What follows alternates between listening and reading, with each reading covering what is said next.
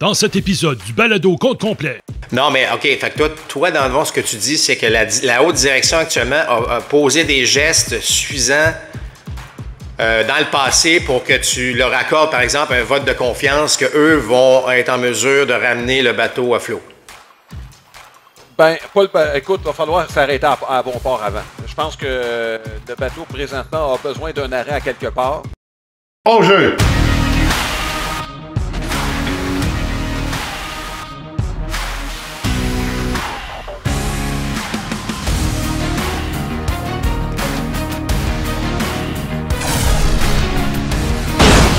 Deuxième prise!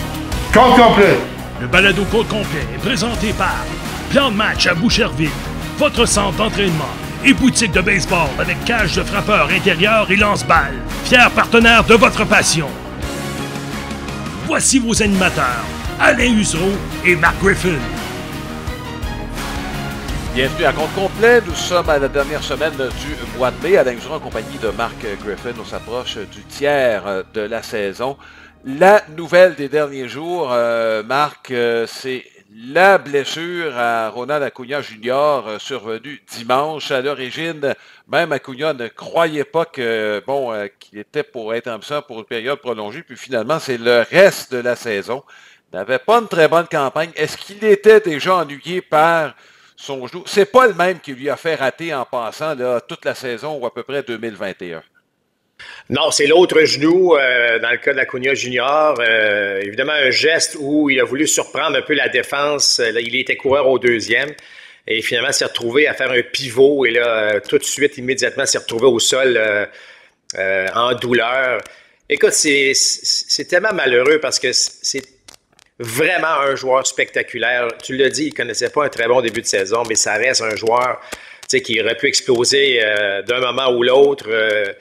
Dur coup pour les Braves, très dur coup pour les Braves. Je sais qu'ils ont remporté la Série mondiale sans lui, mais bon, ça reste que c'est un joueur important, un joueur, joueur par excellence l'an dernier. C'est un joueur qui peut transporter une équipe à lui seul à un certain moment donné, peut tout faire sur un terrain, peut courir, peut frapper avec puissance, excellent bras au champ droit. Donc, très, très lourd de perte. C'est triste parce que lorsque tu passes à travers une blessure, Alain, comme il a déjà passé au travers, c'est très difficile mentalement. Hein? Faut que tu te motives, faut que tu veux revenir au jeu, c'est très frustrant, c'est très long, tu dois attendre. C'est pas toujours nécessairement évident.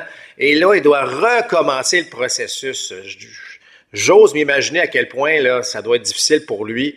Parce que, dans le fond, tu as l'impression que tu laisses tomber tes coéquipiers. Tu n'as pas fait exprès, évidemment, de te blesser, mais ça reste quand même le sentiment que tu dis... J'aurais aimé ça être là pour les aider. On est supposé de terminer au premier rang, puis là, je ne serai pas là pour les aider. Donc, pas évident pour Acuna Junior, pas évident pour les Braves. Je suis convaincu qu'Alex Antopoulos est déjà en train de regarder des scénarios dans ce cas-ci. Mais pour le joueur, là, je trouve ça terrible. Oui, écoute, en 2021, Jorge Soler avait quand même pris la relève de brillante façon. On peut dire Adam Duvall aussi. L'avait fait, ils avaient contribué à la cause des Braves d'Atlanta. C'est un dur coup.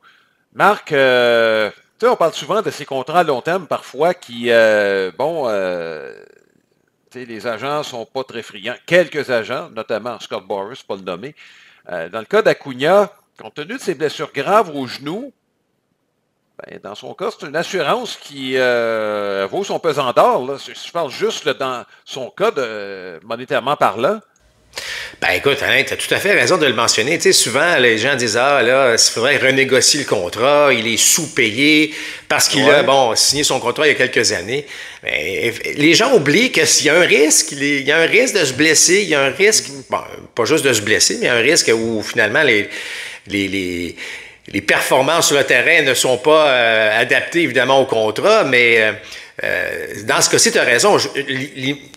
Ce qui me vient en tête, c'est le contrat de Rondell White. Je me souviens, à l'époque, Rondell White avait signé un contrat avec les Expos, contrat de 10 ans, et là, tout le monde, même l'association des joueurs avait dit, voyons donc, c'est quoi ce contrat-là? Il aurait pu attendre.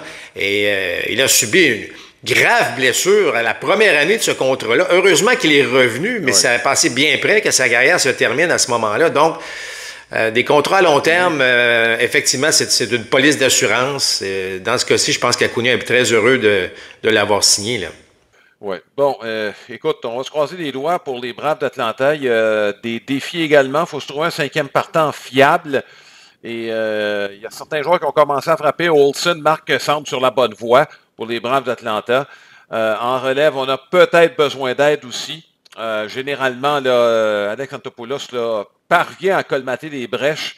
Il y aurait un défi supplémentaire cette année avec cette très, très lourde perte. Là, parce qu'il n'aurait pas fini avec un MPP à 700, là, Ronald Acuna, non. s'il avait été en santé toute la Exact, Alain. Mais si un directeur général qui est capable de s'en sortir, c'est, en tout cas, sa feuille de route, là, je pense qu'elle est assez claire. Il avait rebâti un champ extérieur au complet.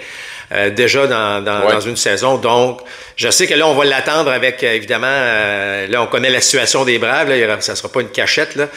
Mais s'il y a un directeur général ou un personnel d'opération baseball là, qui peut faire les choses de la bonne manière, ce sont bien le personnel des Braves d'Atlanta, là. Oui, on avait terminé la saison avec Soler, Rosario et Duval comme voltigeurs. J'ai l'impression que Rosario ne coûterait pas trop cher si on voulait aller le rechercher. Je dis juste ça comme ça. Solaire, c'est une autre histoire. Marc, je vais te parler des Blue Jays de Toronto. Ça n'a pas été une très bonne semaine. On vient de perdre 3 matchs sur 4 contre les Tigers de Détroit. La défaite de dimanche a fait réagir beaucoup de partisans. Bon, tu comprends que le nom de John Schneider est sur toutes les lèvres, mais dimanche, tu veux qu'il fasse quoi? Il mène par quoi? 2 points en 8e manche, puis il envoie ses 2 meilleurs releveurs qui accordent 5 points dans les 2 dernières manches. À un moment donné, tu peux pas produire à la place de tes joueurs. Non, écoute, c'est sûr, mais dans le monde du sport, évidemment, il y a quelqu'un qui doit payer le prix à un moment donné, et souvent, c'est l'entraîneur-chef, donc il est souvent le premier qu'on blâme là-dessus. Mais tu as raison, écoute, la relève a donné 9 points. En fait, c'est la pire relève du baseball actuellement, celle des Blue Jays de Toronto. C'est pas une bonne combinaison parce que les partants font un travail honnête. L'attaque ne produit pas beaucoup, alors ça te prend une relève qui est capable de compléter le travail des partants, puis là, c'est tout à fait l'inverse qui se produit. Alors, aussitôt que tu as l'impression qu'il y a un bon départ où la relève fait bien, l'équipe ne frappe pas, là, tu as l'impression que l'attaque se réveille, c'est la relève qui échoue. C'est pas une situation facile. On se retrouve déjà très loin d'une place en série, même si si vous regardez le classement, vous dites, ils sont peut-être à 5 matchs, une place en série. Oui, mais tu as 7 ou 8 équipes à rattraper. C'est pas le chiffre, là, parfois, est un peu trompeur. Écoute, il reste assez de temps pour faire des choses, compléter soit une transaction. Le problème en ce moment, Alain, c'est que, tu congédies le gérant, je veux dire, oui, mais tu as la même équipe, là. Tu as le même rendement. Est-ce que quelqu'un va être un peu meilleur? Si tu fais une transaction ou tu essaies de faire une transaction, tout le monde t'attend parce que tu sais bien que tu es dans le trouble. Fait que le prix à payer va être pas mal plus cher. Alors, c'est pas une situation évidente dans laquelle se retrouvent les Blue Jays de Toronto, mais chose certaine, si tu regardes de passé, que ce soit des Blue Jays ou des équipes qui n'ont pas joué, même pas proche là, à la hauteur de ce qui était prévu, c'est souvent la fin mai, début juin là, qu'il se passe des choses, qu'il y a des changements possibles, parce que là, ça te donne assez de temps. Alors, c'était une partie du calendrier avec des séries contre les White Sox, les Tigers et à nouveau les White Sox, où là, les Blue Jays auraient pu dire, OK, bon, là, on a des adversaires, ce sont quand même des équipes du baseball majeur, mais on a peut-être un calendrier qui nous avantage. On n'en a pas profité. On a perdu 3 matchs sur 4 contre les Tigers. Parce qu'écoute, Alain, tu le sais, là, si on congédie John Schneider, il y a pas mal de monde qui devront se regarder dans le miroir, mais qui ne seront pas congédiés parce que tu ne peux pas congédier, à moins que la direction de Rogers dise « OK, on fait maison nette puis on remplace tout le monde, incluant Shapiro ». Mais ça reste que c'est une situation extrêmement délicate à Toronto. Moi, je vois pas comment on va s'en sortir, personnellement. Je trouve que c'est dans une situation extrêmement difficile. J'ai entendu les rumeurs, est-ce qu'on échange certains joueurs? Mais écoute, il n'y a pas une grande valeur. Outre Vlad qui s'est mis à frapper, puis là, ça prouve une chose, c'est qu'un joueur ne peut pas tout faire, alors que Vlad a haussé sa moyenne au-dessus de 300. George Springer, là, tu peux pas l'échanger. T'as-tu vu le contrat qu'il a, l'âge qu'il a, le rendement qu'il a? Il n'y a aucune valeur. Alors, on a beau dire on va se débarrasser un peu du bois mort. Ils n'ont pas de valeur, ces gars-là, présentement. Marc, tu parlais, juste renchérir ce que tu disais tantôt, le rendement des lanceurs partants est pas si bon que ça. Je veux dire, il y a des bonnes performances, Berrios c'est très bon, mais pour le reste, je regardais, puis bon, les releveurs, de loin, c'est le pire rendement du baseball majeur. Je regardais, chez des lanceurs partants, là, présentement, là, il y a juste les Aces d'Oakland qui font pire. Ah, écoute, puis pourtant, ça, c'est la force de l'équipe. Tu sais, il peut pas. Ben oui, exact. Alors, c'est pour ça que je dis qu'on est vraiment dans le trouble. On n'a pas un élément qui nous permet en ce moment. Puis, tu sais, les seuls gars qui ont un peu de valeur, ce sont justement les Berrios de ce monde et tout ça. Mais là, tu n'es pas pour les échanger parce que là, tu vas te retrouver avec un trou, là, un trou béant à ce niveau-là. Donc, c'est pour ça que là, présentement, on est dans le trouble. On n'a pas, évidemment, de joueurs qui s'en viennent, qui peuvent nous aider en termes du réseau de filiales. On est à la croisée des chemins parce que le contrat de Bichette et Guerrero, en fait, les deux s'en viennent joueurs autonomes à la fin 2025. On voit bien, là, on a fait le match des Cards, par exemple, dimanche, Alain, puis on parlait de la rotation, puis on disait, c'est vieillissant. Mais là, on se fie à Springer, on se fie à des joueurs qui sont plus âgés. C'est ça. On s'est fié. En fait, beaucoup de monde se sont trompés. Moi-même, là, je me disais, bon, les Jays avec Turner, avec Vlad qui va être probablement en mission, Bichette va continuer son rendement. On espérait des bonnes choses avec le personnel de partant. Mais je pense qu'on a tous surévalué cette équipe-là, incluant la haute direction des Blue Jays qui a surévalué cette formation-là parce que, honnêtement, aujourd'hui, tu regardes la formation partante, ça intimide personne. Là. Ça n'intimide personne, cette formation-là. Puis on sent pas là, que ça va débloquer là, dans les prochains matchs. Oui. Écoute, l'évaluation, Marc, on pourrait en débattre là, parce qu'on l'a mentionné dans le passé. C'est quand même 3 participations en série au cours des 4 dernières années. Je sais que 2020, c'est un peu spécial, mais on l'a quand même fait au cours des 2 fois au cours des 3 dernières années. L'an passé, Marc, on n'a pas eu une saison à la hauteur des attentes. On l'a fait parce qu'on a assez bien joué, on avait assez de talent pour compenser un manque de rendement. Mais c'est clair que moi, je pense que Beau Bichette est dû pour passer ailleurs. Dans le cas de Vlad, il faut sérieusement se pencher sur son avenir. On a été très sévère à son endroit, Marc, mais il demeure le meilleur frappeur de l'équipe dans les moments importants et tout ça. D'ailleurs, je regardais le rendement des premiers buts. Là. Globalement, là, dans la Ligue américaine, là, les premiers buts, le premier but des Blue Jays de Toronto, peu importe qui joue là, est le meilleur de la Ligue américaine. Je sais qu'il y en a qui en arrachent un peu partout. Mais, écoute, puis c'est Guerrero qui joue là. Donc, je trouve qu'on en a mis beaucoup sur les épaules de Guerrero, moi, au fil des années. Oui, mais écoute, Alain, les attentes étaient quand même élevées là, après sa saison 2021. Là. Oui. Mais effectivement, mais moi, je pense que Vlad, au-delà de 2025, ne sera plus un Blue Jays. Je pense que lui aussi a besoin d'un changement d'air. Lorsque tu fais partie de la solution pendant des années pour qu'on bâtit autour de toi. Si ça n'a pas fonctionné, en tout cas, certainement, si les Jays ne vont nulle part cette année et l'an prochain, Vlad va quitter. Puis à ce stade-ci, même si ce n'est pas l'unique responsable des déboires, moi, je pense pas que John Schneider va terminer la saison si ça se continue ainsi. Là. Donc, il va y avoir des changements. Ça, c'est clair là, du côté des Jays là, dans les prochaines semaines. Même si Schneider ne prend pas beaucoup de décisions, en tout cas, c'est de la façon dont je vois les choses, Marc. Non, c'est clair. Pas sûr qu'il en prend beaucoup. Non, il n'en prend pas beaucoup, mais ça prend quelqu'un. Là, tu as vu, écoute, les partisans là, sont outrés là, de ce qui se passe. Alors, pas sûr que Rogers apprécie ça. Il faut vendre des billets, il faut avoir du monde dans le stade. Ça prend un peu d'espoir, ça prend un peu de leadership pour que la direction démontre qu'on est sérieux pour améliorer l'équipe et donner les meilleures chances à l'équipe de faire les séries. Ben écoute, Marc, ça nous amène à la question de la semaine qui est présentée par Sylmar Autoville. C'est votre détaillant pour les pneus de voitures et de camions classiques et antiques. On vous invite à consulter le www.sylmar.ca. Avez-vous confiance que la direction des Jays va prendre des bonnes décisions, peu importe la direction qu'on va prendre? Donc, on vous invite à vous prononcer, à nous envoyer vos commentaires sur notre page Facebook, facebook.com/compte complet balado, ou encore passer par notre site comptecomplet.com. Écoute, les 2 prochaines années vont être très importantes. Ben, moi, écoute, Marc, j'ai mentionné croire participation en série au cours des 4 dernières années. Non, non.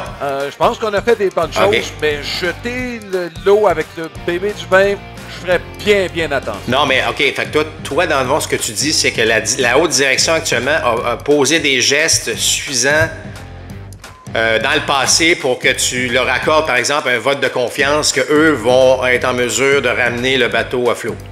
Ben, Paul, écoute, il va falloir s'arrêter à bon port avant. Je pense que le bateau présentement a besoin d'un arrêt à quelque part. Puis est-ce que c'est cette équipe de direction-là qui va être capable de repartir le bateau? Je pense que c'est le mandat qu'on va leur donner. Moi, c'est l'impression que ça me donne.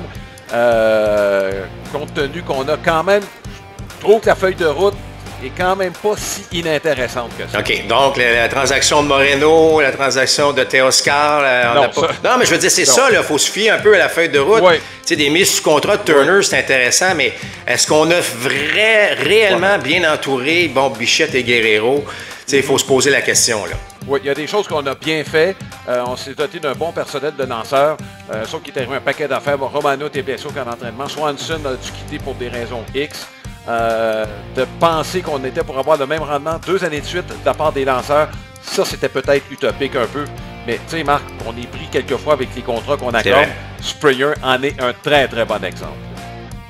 Alain, je rappelle aux gens qui nous regardent et nous écoutent que notre commanditaire principal, Plan de Match, c'est une boutique baseball à Boucherville avec cage de frappeur. Donc, si vous avez besoin d'équipement de baseball, ils ont la boutique en ligne également. Donc, la boutique plandematch.com. C'est un endroit magnifique donc pour venir s'entraîner aussi durant les journées pluvieuses d'été et durant l'hiver, évidemment, pour préparer votre élan. On donne également à Plan de Match quelques cours privés, donc allez sur le site Internet à ce sujet. Je vous rappelle aussi la meilleure manière de nous rejoindre pour savoir où nous rejoindre ou nous écouter, eh bien, c'est le www.comptecomplet.com. Marc, il y a un débat qui a cours depuis de nombreuses années au sein de la communauté des ceux qui font des études statistiques, les coureurs en position de marquer. Bon, est-ce que c'est l'effet du hasard? Est-ce que c'est dame chance? Est-ce qu'il y a des joueurs qui réagissent mieux? Bref, ça ne fait pas consensus. Je dis ça, Marc, parce qu'il y a 2 équipes qui vont bien quand même, Kansas City et Cleveland, qui ont des fiches quand même supérieures à la moyenne dans ces conditions-là. Et là, je parle d'équipe. Et est-ce que c'est soutenable d'avoir un rendement comme celui-là de 2 équipes qui ne sont pas reconnues pour leur attaque là, sur le long terme? Et là, je parle d'équipe. On pourra parler de façon individuelle par la suite. Là, j'ai ma petite opinion là-dessus. Moi, j'ai l'impression qu'en tant qu'équipe, Marc, écoute, c'est le tiers de la saison. Si on est capable de maintenir ça, une moitié de saison, ça va être très bon. Rappelle-toi, l'année passée, je pense que c'est les Rangers du Texas qui avaient un rendement tout à fait exceptionnel, qu'on n'a pas été capable de soutenir, mais qu'on a été bon quand même. Mais c'était une bonne attaque. Dans le cas de Kansas City, Cleveland, je suis moins sûr. Bon, écoute, Alain, il y a plusieurs facteurs dans ce que tu dis. Premièrement, moi, je pense que ça fait partie d'une approche d'équipe. Ça commence peut-être de façon individuelle, mais c'est une approche d'équipe qu'un gérant ou, évidemment, un personnel baseball peut amener. Qu'est-ce qu'on peut faire pour être meilleur avec des coureurs en position de marquer? Quelle est l'approche du frappeur? Tu sais, longtemps, bon, ça fait quelques années, Alain, qu'on dit qu'il n'y a plus d'approche à 2 prises. Les gars s'élancent en fou. Les vitesses d'élan sont les mêmes à 2 prises qu'avec un compte favorable. Mais ça se peut aussi qu'il y ait des équipes. Parce qu'on voit que les 30 équipes sont gérées de façon différente. Il y a des similitudes, oui, mais il y a des éléments qui sont adaptés à chacune des équipes. Et puis lorsque le succès vient sur un changement d'attitude ou un changement d'approche, il y a un changement, bon, tu le vois, là, tu parles des Royals. Puis en passant, les Royals et les Guardians, écoute, ils ont ces différentiels là, de plus 70 et davantage. Alors, on est, tu sais, c'est pas juste là, on fait marquer des points dans les moments opportuns, puis on a un plus 10, là, on domine là, à ce niveau-là. Donc, tout l'aspect baseball de situation, tout l'aspect de frapper, d'avoir une approche, je dirais pas un taux de concentration plus élevé, mais tu comprends ce que je veux dire, c'est qu'on essaie peut-être d'en faire un peu moins, d'être un petit peu plus simple dans notre approche. puis ça semble fonctionner. Est-ce qu'on peut le maintenir sur une saison de 62 matchs? La réponse est pratiquement non, parce que, Alain, tu le sais, là, c'est des saisons qui sont longues, mais est-ce que ça peut t'amener à créer, comme les Guardians et les Royals ont fait, de créer une avance, de créer une situation avantageuse pendant le plus longtemps possible? Moi, je trouve ça fantastique. Alors, je suis convaincu, je n'ai pas la réponse, mais je suis pas mal convaincu que c'est vraiment une manière de jouer. Tu sais, Stephen Voigt est un nouveau gérant avec les Guardians. Bon, Frank Ona a connu beaucoup de succès, mais Voigt est un ancien receveur. Puis rappelle-toi, en début d'année, on disait, qui va frapper? Mais là, finalement, tu as des surprises. Évidemment, des gars comme Fry, là, qui arrivent, je dirais pas de nulle part, là, mais les gars qui produisent. Eminez, son jeu était exceptionnel, on connaissait son talent, mais ces gars-là produisent des points. Alors, moi, je pense qu'une approche globale, une approche d'équipe dans ce cas-ci, qui donne des résultats. Et moi, et le succès déteint, évidemment, sur un succès d'un déteint sur l'autre, puis le succès d'équipe, à un moment donné, tu as l'impression que là, il y a une grande confiance. Alors, au lieu de te présenter au bâton, on a parlé des Jays il y a tantôt, c'est encore une des pires équipes. Tu as l'impression que les gars arrivent et les gars en position de marquer et ils disent « Oh non, j'ai peur d'échouer ». Tu sais, ça prend pas grand-chose pour un frappeur de dire ouf, là, il faut vraiment que j'y aille. Tandis que, par exemple, avec les Guardians ou les Royals, c'est probablement « Bon, excellent, j'ai les cours en position de marquer, là, je vais faire le travail ». Tu sais, c'est deux attitudes qui sont très différentes, mais qui ont été amenées par le succès d'un et l'autre, et là, ainsi de suite. Écoute, Marc, juste les chiffres à l'appui de ce que je dis. Là, Cleveland et Kansas City sont 1 et 2 dans la Ligue américaine, avec des coureurs en position de marquer. C'est pas des blagues, là. Avec des MPP, 8,86 pour Cleveland, avec une moyenne de puissance près de 500, et 8,58 pour Kansas City. C'est en avant des Yankees au New York qui sont troisième, mais les Yankees sont bons à l'attaque. On s'attend à ce que les Yankees soient bons dans toutes les situations. Et dans le cas de David Fry, Marc, dans un cadre, dans une utilisation restreinte, c'est un des meilleurs de la Ligue américaine pour aider son équipe à gagner. Lui, que tu comprends, José Ramirez contribue fortement au succès de leur équipe. C'est juste, Marc, sur le plan équipe, moi j'ai des doutes sur le plan individuel. C'est là où je pense qu'on peut s'entendre là-dessus. Parce que, selon certains, puis là, je vais le nommer, là, Bill James, qui était le père de tous les statisticiens de baseball, là, il a commencé dans les années 70 à le populariser. Il y en a eu d'autres avant lui, mais c'est lui qui a été vraiment le premier à populariser ces tendances. Bill James disait que non, ça n'existe pas parce que ceux qui sont rendus là sont au sommet de leur métier, puis ils savent ce que c'est la pression. Un instant. Peu importe dans quoi vous évoluez, votre corps de métier, il y en a qui réagissent mieux sous pression, que ce soit dans mon métier, que ce soit un camionneur, là, parce que, bon, il doit respecter là, une livraison à telle heure. Tu sais, peu importe, Marc, il y a de la pression dans chacun des métiers et certains, même lorsqu'on atteint le plus haut niveau, réagissent mieux que d'autres. L'affaire, c'est que ça se peut que ce soit difficile à quantifier, mais c'est pas parce qu'on ne peut pas le quantifier que ça n'existe pas. Je veux juste dire, sur le plan individuel, oui, il y a des joueurs qui réagissent mieux. Mais tu sais, de penser que Cleveland et Kansas City vont maintenir ça toute la saison, il va falloir me convaincre. Bon, écoute, moi, je veux dire, là, ce que tu dis est intéressant parce que, tu sais, Alain, tu as beau à m'amener toutes les statistiques au monde, on ne connaît pas la confiance du joueur. Moi, je reviens là-dessus. Tu sais, c'est toujours l'aspect humain, là, mais, tu sais, es-tu en confiance? Comme un golfeur, là, tu sais, il peut être en... Tu sais, je veux dire, la confiance fait foi de tout. En fait, tous les joueurs, tous les sportifs, là, bon. Alors, mais ça, tu peux pas le quantifier. Est-ce qu'il est dans une mauvaise... Est-ce que dans son approche, est-ce qu'il est dans un état d'esprit où il n'a pas confiance en lui pour toutes sortes de raisons? Ou au contraire, amenez-moi n'importe quoi, je vois la balle gros comme un ballon de plage. Alors, ça, tu peux pas le quantifier. Plus, tu as parlé de pression, de gérer cette pression-là. Tout à fait. Tu sais, souvent, il y a des joueurs qui vont avoir une forte moyenne au bâton, par exemple, sans coureur sur les buts. Mais oups, avec coureur sur les buts, c'est plus difficile. D'autres, ça va être l'inverse. Alors, mais ça devient difficile aussi de savoir qu'est-ce qui se passe dans la tête des frappeurs. Chose certaine, lorsque même si toi, tu vas pas bien individuellement, mais l'équipe va bien, tu vas t'en sortir plus rapidement parce qu'il y a une ambiance plus positive. Et là, c'est une histoire d'équipe. Alors, c'est vrai que maintenir ce tel rythme-là, ça va être extrêmement difficile, mais pendant que tu es dedans, essaie de garder ça le plus longtemps possible et t'amener et de te creuser, pas de creuser, mais d'augmenter ton écart vis-à-vis des autres équipes, là. Oui, puis Marc, c'est pas parce que tu es dans une mauvaise séquence et que tu as une bonne réputation que tu vas être meilleur dans les situations où c'est corsé. Puis l'exemple le plus frappant cette année, je regardais avant notre balado, là, celui qui est le pire de la Ligue américaine cette année, c'est Alex Bregman. S'il y a quelqu'un qui a confiance en lui, c'est bien lui. Puis George Springer est dans les 10 pires. Et c'est la même chose pour Randy Arozarena. Là, je viens de te nommer 3 joueurs qui ont des bonnes réputations dans les moments corsés. Mais Marc, quand ça va mal, ça va mal dans toutes les situations. Écoute, Alain, ça va mal. Tu vois, la balle, c'est plus un ballon de plage, là, c'est une balle de golf. Donc, tu vois pas grand-chose. Tu as l'impression que ton élan est lent. Tu as l'impression que ton taux de contact diminue. C'est pas parce que tu as gagné ta vie avec ça pendant les 10-12 dernières années que tu as eu du succès que soudainement, ça va venir. C'est ça qui est difficile. Je me répète souvent, mais la durée d'une carrière moyenne d'un joueur de baseball dans les ligues majeures, c'est 4 ans. Ça veut dire qu'il y en a qui font 10-12, mais il y en a pas mal qui font juste quelques mois parce que c'est extrêmement difficile et surtout mentalement. Donc, c'est des aspects difficiles à quantifier ou à calculer là, au niveau statistique.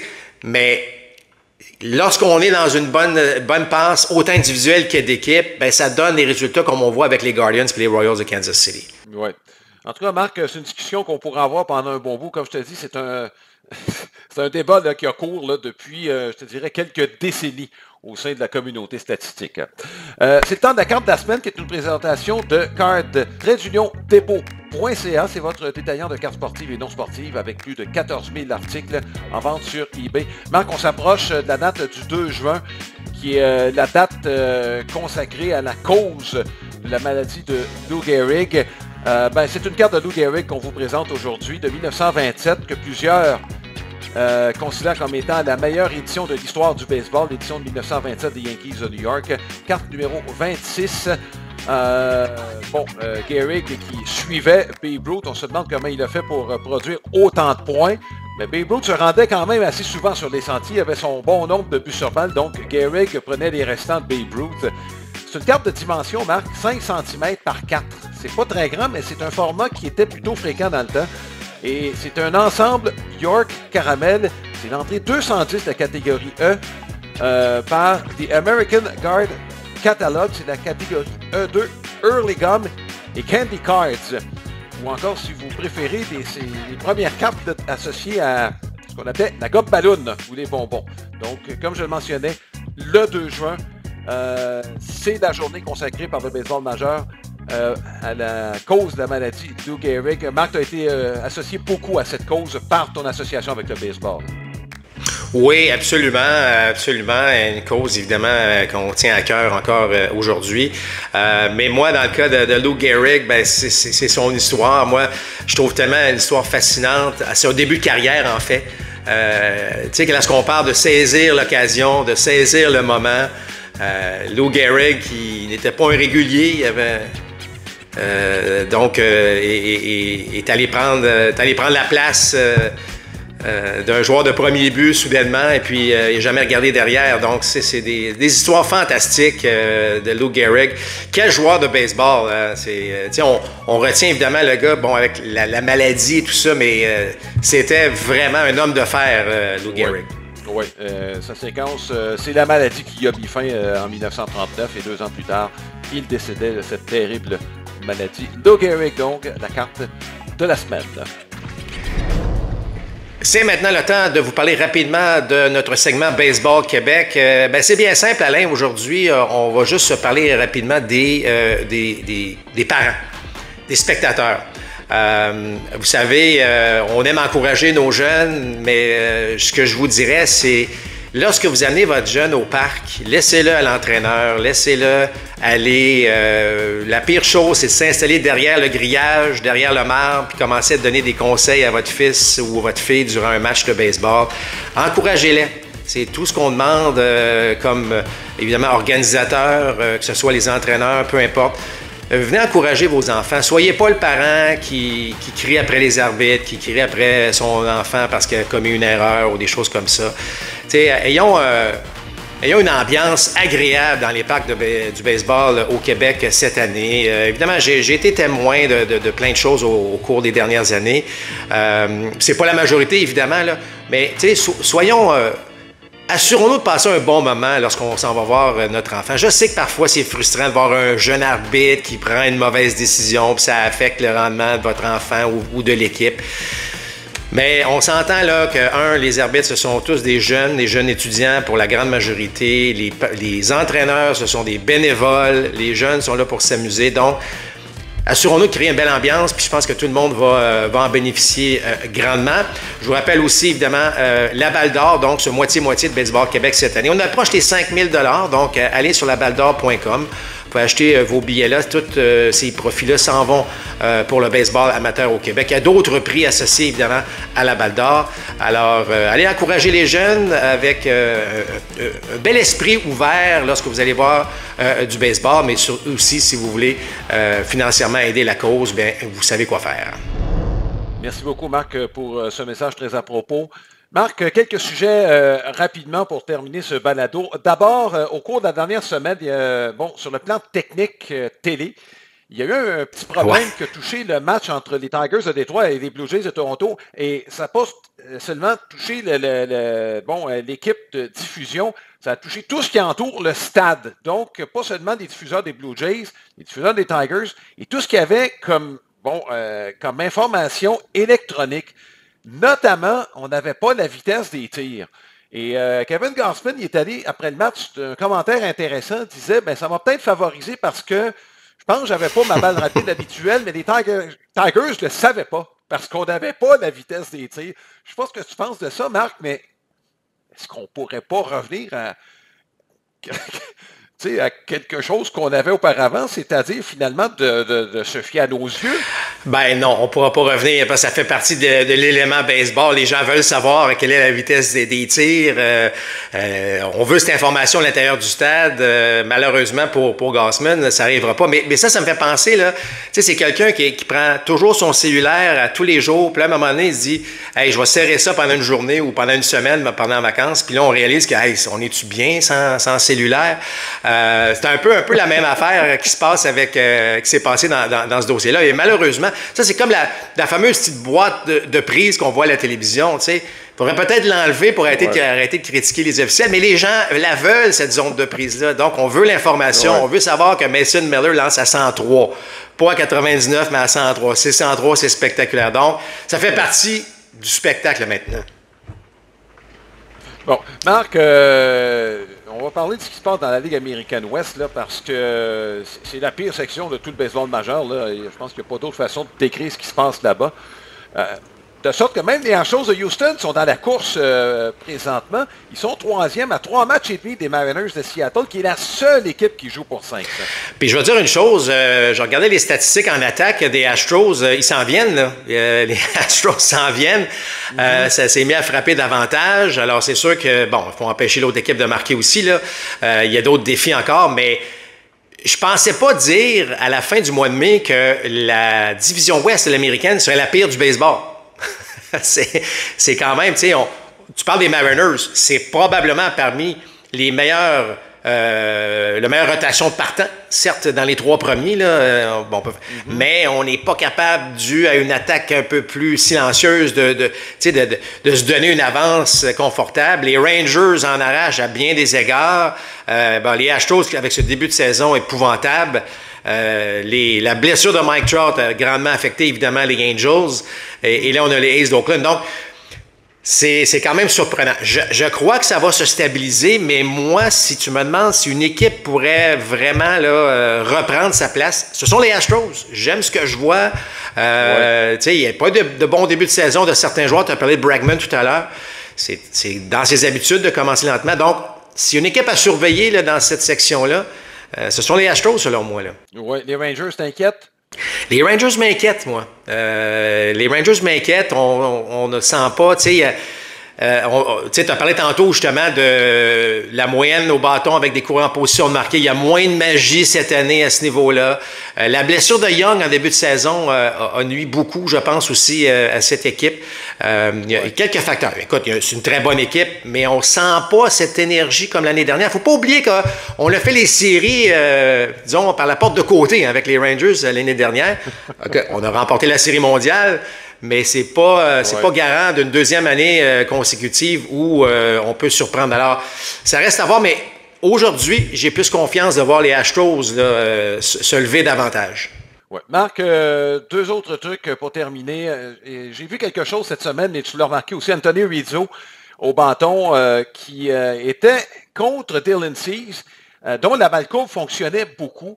Et on a vu Rizzo s'avancer dans le rectangle pour éliminer l'effet de courbe, en fait, de prendre le tir devant avant que la balle prenne son effet. J'ai déjà vu ça à la softball, j'ai déjà fait contre une bonne balle tombante, mais là, on parle de softball, là, tu parles du baseball majeur.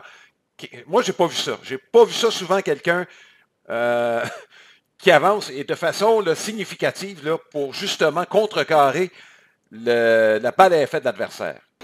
Ben, écoute, souvent, là, dans une certaine époque, on enseignait, tu sais, soit à la même place dans le rectangle, soit toujours au même endroit. Pourquoi? Parce que là, tu vas connaître vraiment ta zone de prise, tu vas savoir où les tirs, bon, dans ce cas-là. Mais c'est moins vrai aujourd'hui parce qu'encore une fois, les lanceurs ont su s'adapter, on a développé des tirs qui bougent davantage.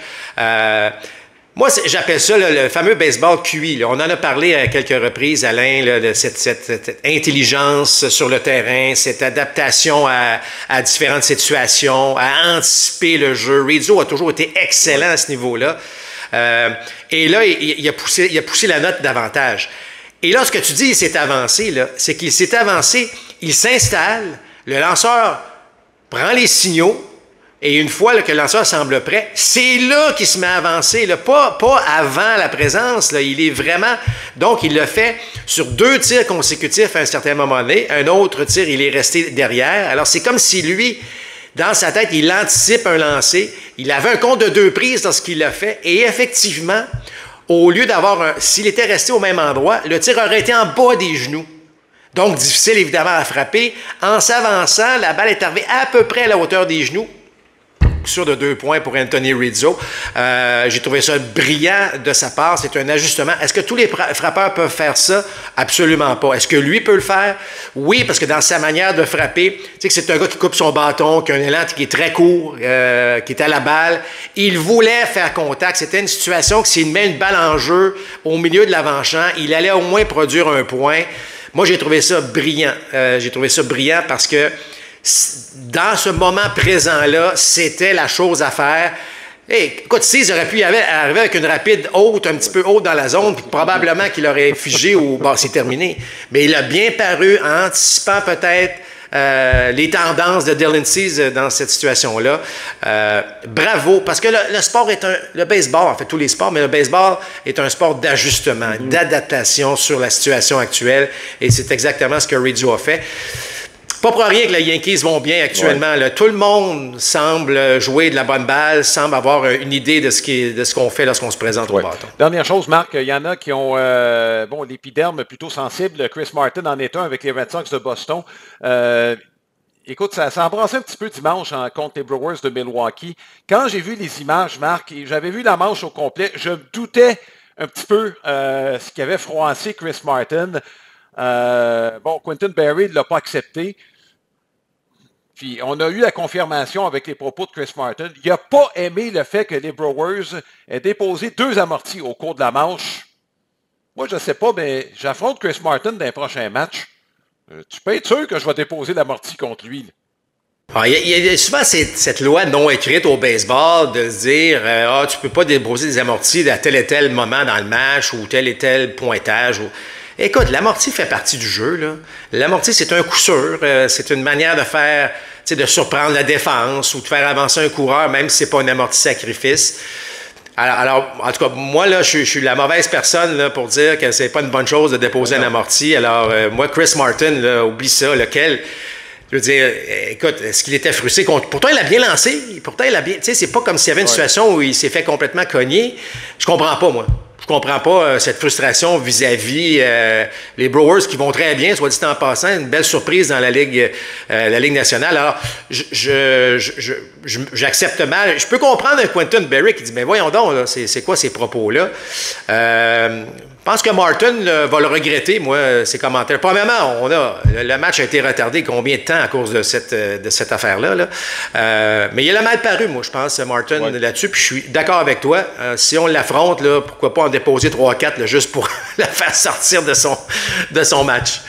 Ben, écoute, Marc, je pense que les Brewers, ça faisait peut-être partie du plan contre Chris Martin. Il a bien réagi, ceci dit. Il a réussi les retraits à deux occasions. Sauf que s'il n'aime pas ça, ben là, tout le monde le sait. Je te dis juste que généralement, s'il y a une faille, ben, tu peux être certain que l'autre équipe va en profiter. C'est juste qu'il s'est exposé lui-même en faisant ce qu'il a fait. Ben, c'est ça. Je trouve pas ça très, très brillant. Là. Non, je pense qu'il a perdu une belle occasion de se taire. Exactement.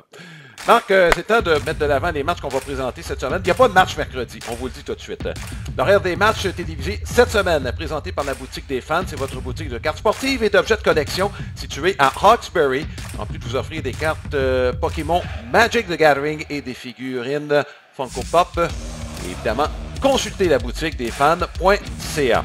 2 matchs ce lundi. Et c'est à 18h30. On verra les Marlins de Miami et Otto Lopez contre les Padres de San Diego. Luis Arraez qui frappe pour près de 400 depuis son acquisition des Marlins. Donc, va retrouver son ancienne équipe. Et dimanche, on verra la meilleure équipe de la Ligue nationale, les Phillies de Philadelphie contre les Cards de Saint-Louis. C'est un match qui va commencer à 19h. Dans les 2 cas, les matchs seront présentés à RDS 2. J'espère que ce balado vous a plu. On vous souhaite une excellente semaine de baseball. À très bientôt. Balado compte complet vous a été présenté par Plan de match à Boucherville, fier partenaire de votre passion.